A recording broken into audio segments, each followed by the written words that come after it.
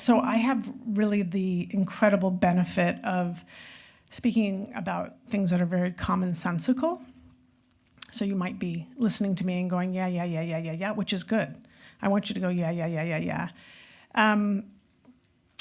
And please ask questions along the way if you like, or at the 5 minutes. So I'm what I would consider an emotional optimist. I feel things a lot. I feel them often. I feel them always. I feel them for other people. And I believe in people. And so I have this uncanny way of being able to look at the silver lining, no pun intended, but it's something that comes pretty naturally to me. And I should say, has anyone met my boss, Gary Vaynerchuk, or know of him? Cool. So once upon a time, he and I sat down and he said, that's it, you're going to be Chief Heart Officer. And I knew exactly what that meant because I've been a Chief Heart Officer my whole life, as probably most of you in here have. A feeler, someone who cares for people, a champion, a we, not I type of person. And I said, cool, I can't wait, sign me up, yes, I'm ready. How do we know if I'm successful? And this is my KPI.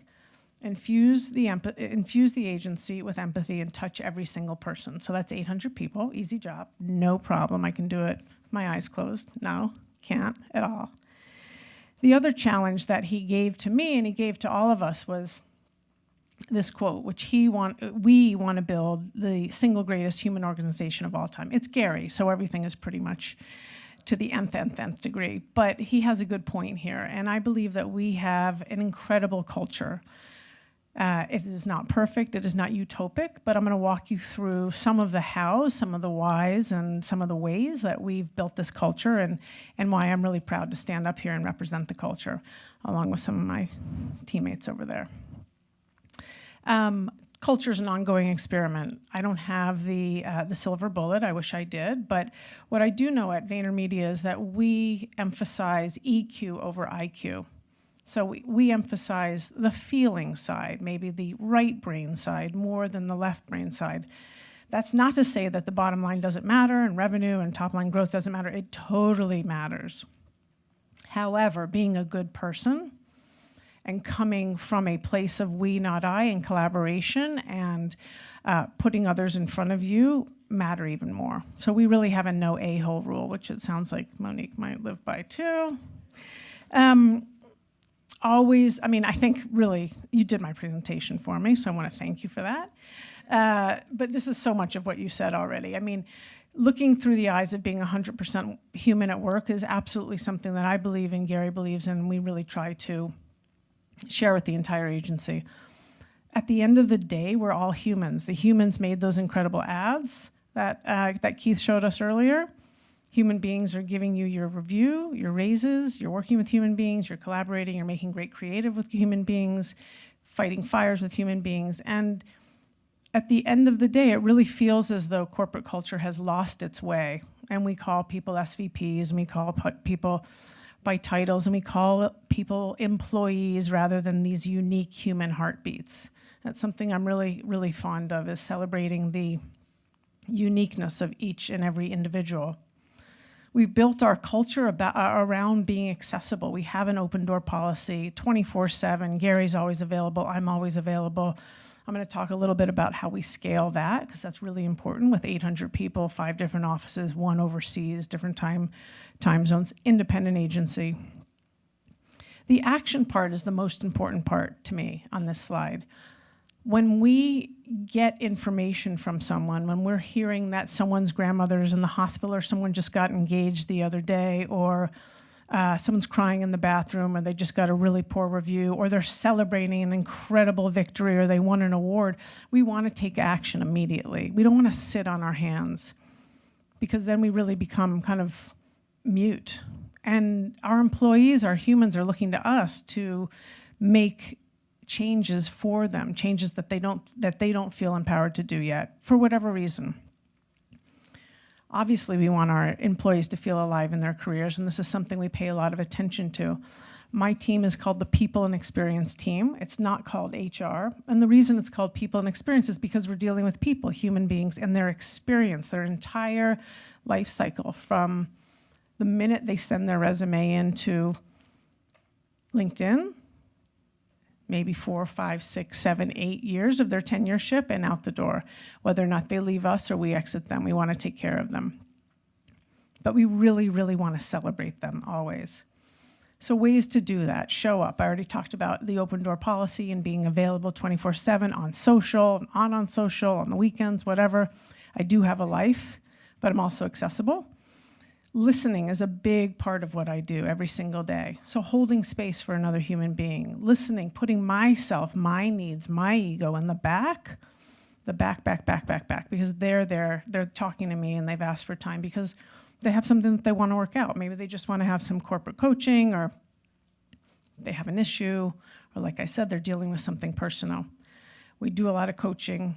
We set goals with them, and we repeat. And these are things that we try to instill in management. And manager training is an ongoing thing as well. We obviously don't have the silver bullet there.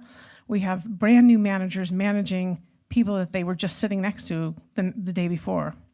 I mean, it's intense, right? Because we're 80%, I'm just spacing out, we're 80% Gen Z, I'm Gen X, millennial.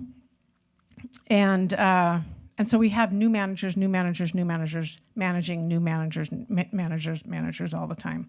So we have to work on that, ongoing thing. So I scale Gary. My job was set up so that I would scale Gary. I would take a lot of the one-on-ones that he was doing. We got to about 400, 500 people, and he could no longer meet all of those people, so now I meet them. My team scales me. I have this great team called People and Experience. Some of them are sitting over there.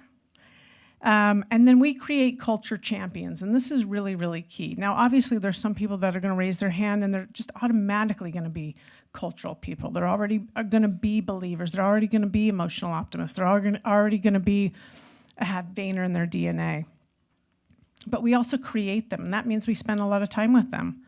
Spend a lot of time training, walking them through some coaching, walking them through what active listening is all about, what radical candor is all about. We had a question about feedback. I thought that was phenomenal. Feedback's like a big challenge for everyone. So scaling our culture is super, super important, and I can't do it alone, and my team of 12 can't do it alone either. So we're creating this ecosystem around us. I was just in a meeting, actually, before I got here. It's called Vayner Allies. We're creating an ally program where we can train people with an outside trainer to have courageous conversations with people. Conversations that they might not want to have with me or with them on my team, but conversations that they might want to have with neutral parties, whether or not it's about politics or gender or someone heard something that they shouldn't have said, so forth and so on, but we don't want to take it to HR. So those are culture champions as well. So I was mentioning I do a lot of listening. I have a lot of one-on-ones, constant. Town hall, so that's when I'm speaking to maybe groups of 25, 30, 50 people. And literally, I will pile in people from different teams who have been there 2 years, 7 years, 3 days, 30 days, 90 days, different. And that's the idea. So they get to meet each other, but I get to hear a really nice mixture of ideas and issues and challenges and thoughts. Do a lot of active listening. While I'm listening, I'm collecting data and I'm looking for patterns. Once I find the patterns, I'm able to make changes. Patterns such as, I'm a copywriter, you're a copywriter, you're a copywriter, you're a copywriter. And in the last 5 days, I've listened to all of you, and you've all told me that you have not gotten the at-bats that we promised we would give you. Why haven't you gotten the at-bats? Well, every time I'm in a room, there's already 3 copywriters in the room, and so my idea's never picked. Or I don't know how to speak up. Okay, cool. Same thing here, kind of same thing here, same thing here. Then I have all of that data and I can see that there's a pattern that maybe we might be bloated in the copy department, or maybe we just need to mix and match in different ways, but I can act. And I think that's the incredible thing about this position also, is that I have the autonomy to make any decision that I want to make based around people, based around heart, based around culture, based around how we run our business, with the exception of finances. Numbers are really hard for me. So you know this again, common sense, we're not perfect. We're always doing our best. Humans have voices. We want to hear them. We really, really, really want people to speak up. And that's what being accessible is all about, and actively listening. And humans are unique. And so 800 people, there's no way that they're going to be apples to apples to apples. I mean, there's probably 150, 200 in here, and you're all completely different. And that's the beauty of this entire audience, is that you come with different, you come with different pluses, and you come with different challenges, and you come with different issues. And in paying attention to culture, the great thing is that I get to, along with culture champions, kind of water that garden every single day and make sure that we're nourishing each and every person. And that just takes a lot of time. You got it? I like the ring, though. I know I like it. I like it. Okay, so here's a couple, I'm going to show you a couple different constructs that I've put together for human fulfillment. Someone might call it employee engagement. I call it human fulfillment. And I'll show you one about teamwork and speed in a second. So belonging, the most important thing that I do every single day and that is on my mind is creating a space that is safe, both physically safe, psychologically safe, for people to come in and bring their best selves. I don't say whole selves. I was saying whole selves, but you know what? I just want their best selves. It's okay if they don't bring their whole, that's your choice and your choice, but bring your best self. And so this also means creating diversity. Diversity of thought, multicultural diversity, sexuality diversity, disabilities that you can't see, all of it. Everyone is welcome here at VaynerMedia. But it is my job and the recruiter's job to make sure that we're bringing in these, we're bringing in every single flower in that garden that I was talking about. Super, super, super important. Human beings are wired to belong. I think Keith said that earlier. Purpose. Helping people find their purpose. So I'm, as I said, I'm an emotional optimist. I've been doing this job my entire life. I was a strategist in global agencies for a really long time. That was great. I had a wonderful, wonderful career. I was always managing teams, though. I was always mentoring and being a champion for someone or some group of people. My purpose is being a chief heart officer, is facilitating growth and change among people and teams and companies. My purpose is also being of service. I'm a servant leader. I'm living my purpose. My job, manager's job, Gary's job, is to make sure that the agreement we made with you when you signed up to give us your 40 to 60 hours is that you are getting the opportunity, the growth, the development, the at-bats that we promised you. So your purpose is met. Sometimes your purpose isn't. You're going to come into my room, and you're going to say, Claude, I haven't achieved anything. I haven't written that great copy for Budweiser. And so I'm listening for these cracks kind of in your development as I'm holding space for you. But hopefully you are achieving something. And what I don't have here is a little a, lowercase a, acknowledgement, because human beings also need some recognition and acknowledgement. But I say lowercase a so it's not ego fueled. Achievement. So belonging, purpose, achievement, satisfaction. You're being fulfilled. You're feeling really, really, really great. You were able to write that great piece of copy for Budweiser, or you were able to shoot that incredible film for Chase or whatever account you're working on, or gosh, you just had a great conversation with your manager and you never thought you'd ever be able to manage up. You're feeling fulfilled. You're feeling good. Gary would call this hustle, and I would call this hard work or investment. We want to work when we're at work. We want to put some kind of sweat equity into it. We want to invest our time.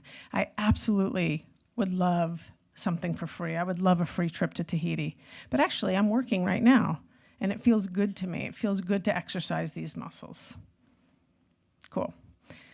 So we talked about this, I think, in the past two presentations, but I think a big part of building culture is to be able to recognize the uniqueness of every single person and celebrate that, whatever it might be. We do a lot of acts of serendipity, which we call surprise and delight. Whether or not we're doing that for the individual, or we're doing that for a group of people, or we're doing that for the people that were just on that pitch that took 5 days and 5 nights to get out the door, we're celebrating them. It's not giving 8th place medals. It's celebrating their effort and celebrating their sunshine and celebrating their growth and celebrating what they've done for VaynerMedia, the logo. Super important.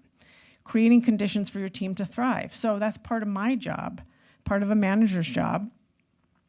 Again, when you're listening, you can hear where things aren't really working, where there might not be enough grease on those wheels. Move those roadblocks out of the way. Again, taking action is super, super important in creating culture. It's an experiment. It's ongoing. There is no right. There are really a lot of wrongs.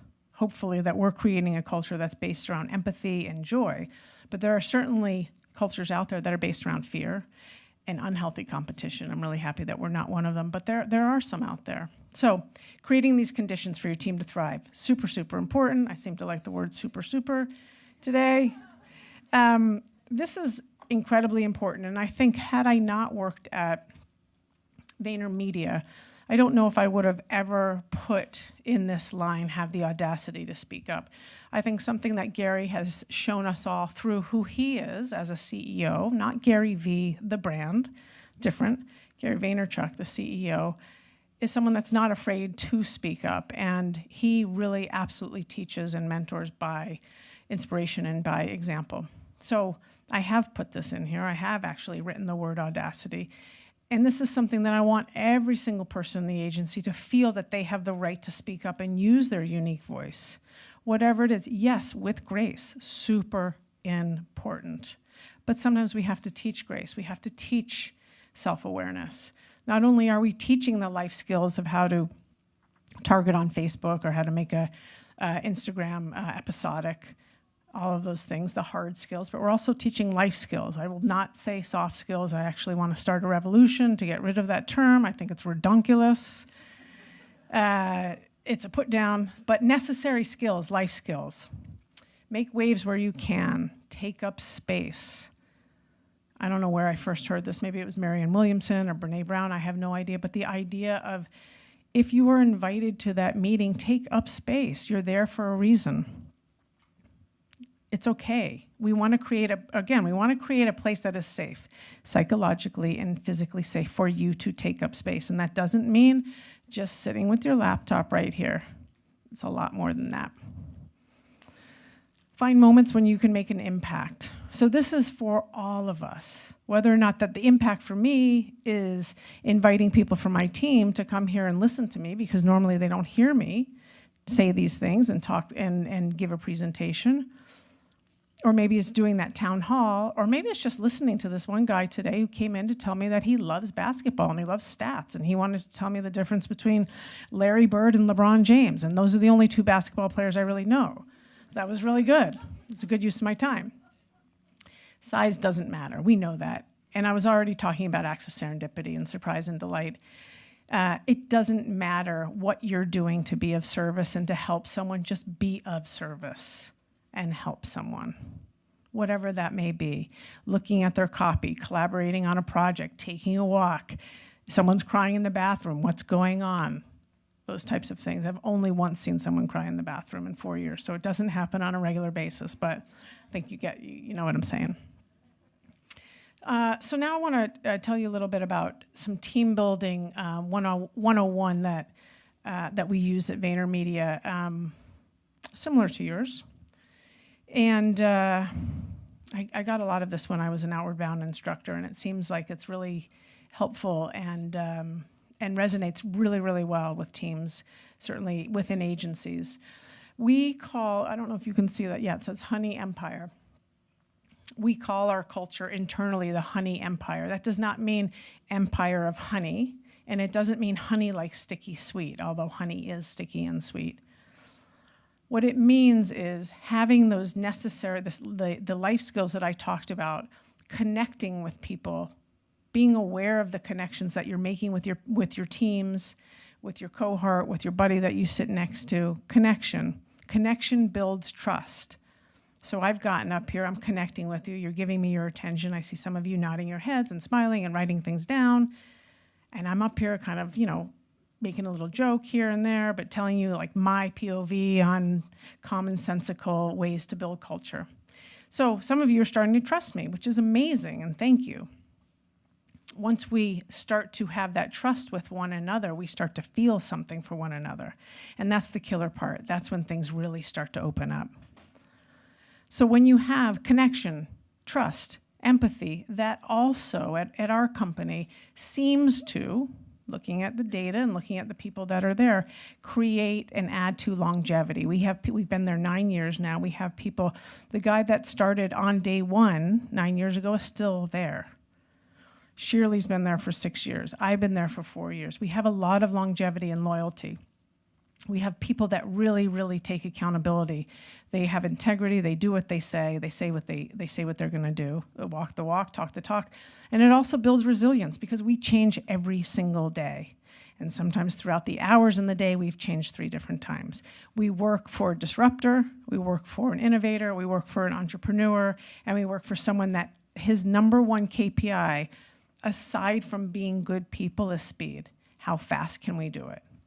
We have that great ability to work in the world of digital, so we can all the time course correct if we need to. Speed is so important to Gary, and it's so important to us. So the honey part are those life skills, and we believe that that builds this type of culture that people want to stay and play and show up, and they're okay with the bumps in the road. Be someone that other people want in the room. I think this is a no-brainer. I'm going to keep on going. This is a point that I'd actually like to stay on for a second. You don't get points for holding back. And so when we say have the audacity to take up space and make waves, this is really it. Like, speak up. It's okay.